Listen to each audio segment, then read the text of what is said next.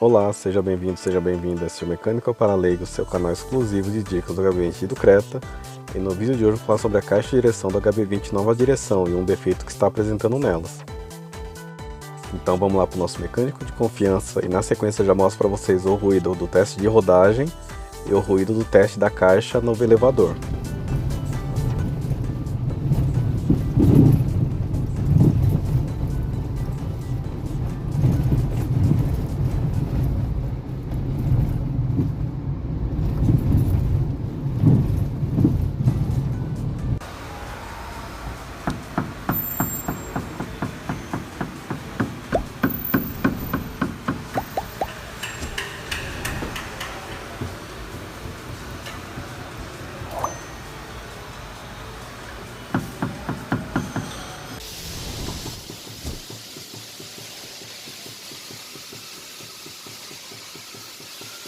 Esse ruído ocorre devido a um defeito no retentor de vedação da caixa de direção.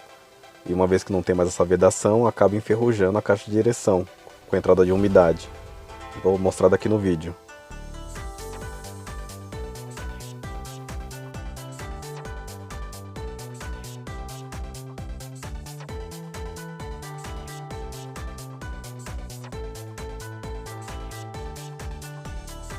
E aqui a solução para esse inconveniente seria a troca da caixa de direção, pois ela não tem reparo.